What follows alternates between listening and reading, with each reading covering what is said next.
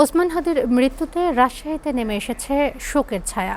মৃত্যুর খবর ছড়িয়ে পড়ার সাথে সাথে বিক্ষোভে ফেটে পড়ে বৈষম্য বিরোধী ছাত্র সমাজ। মিছিল, বিক্ষোভ আর প্রতিবাদ সমাবেশের পাশাপাশি গুড়িয়ে দেওয়া হয়েছে মহানগর আওয়ামী লীগের কার্যালয়ের ধ্বংসাবশেষ। রাজশাহী থেকে জাহিদ হাসানের প্রতিবেদন।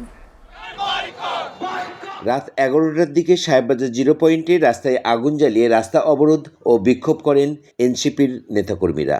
পরে নগরীর কুমারপাড়া মোড়ের রাস্তায় আগুন জ্বালিয়ে বিক্ষোভ ও প্রতিবাদ সমাবেশ করেন। পরে যুক্ত হন ইনকলাব মঞ্চ, ভারতীয় আগ্রাসন বিরোধী, জুলাই 36 এবং রাজশাহী বিশ্ববিদ্যালয়ের বৈষম্য বিরোধী শিক্ষার্থীরা। এ সময় তারা এক্সকাভেটর মেশিন এনে গুড়িয়ে দেন মহানগর আওয়ামী লীগ কার্যালয়। হাদি ভাই খুনিকে যদি ভারত ফেরত না পাঠায় তাহলে বাংলাদেশে এখন থেকে ভারতীয় দূতাবাসে কোনো প্রকার কার্যক্রম চলবে না, চলবে না, চলবে না। বাংলাদেশে হাসিনাকে এবং যত খুনি তাদের দেশে অবস্থান করছে তাদেরকে ফিরিয়ে না দিবে ততক্ষণ পর্যন্ত ইন্ডিয়ার বিরুদ্ধে আমাদের এই প্রতিবাদ এবং ইন্ডিয়ার হাই কমিশন, সহকারী হাই কমিশন বাংলাদেশে কাজ করতে পারবে না। এবং আমরা বাংলাদেশ সরকারকে জোর দাবি জানাচ্ছি যে তাদের মধ্যে কোনো ধরনের কূটনৈতিক, বাণিজ্যিক, বন্ধুত্ব কোনো সম্পর্ক রাখা যাবে। হাদি চলে গেছে, সেই হাদির বলিষ্ঠ কণ্ঠস্বরে আমরা থাকবো।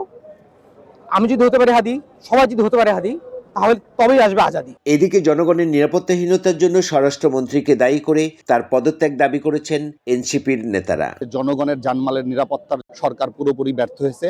আমরা মনে করি যে এই স্বরাষ্ট্রমন্ত্রীর পদত্যাগ করা উচিত। চিরুনি অভিযানের মাধ্যমে আওয়ামী দুষ্কৃতকারীদের গ্রেপ্তারের দাবি জানান তারা। এই স্বরাষ্ট্র মন্ত্রণালয়কে বাংলাদেশে একটি নজিরবিহীন চিরুনি অভিযান চালায় সকল দুষ্কৃতিকারী, আওয়ামী দুষ্কৃতিকারীকে গ্রেপ্তার করার আমরা অবিলম্বে দাবি জানাই। হাদির মৃত্যুতে গভীর শোক ও নিন্দা জানিয়েছেন স্থানীয় বিএনপি, জামাত সহ বিভিন্ন সামাজিক সংগঠনের নেতারা। এই মৃত্যুকে শহীদ মৃত্যু হিসেবে অভিহিত করে এর বিচার দাবি করেন তারা। Zahid Hasan, SA TV, Rajshahi.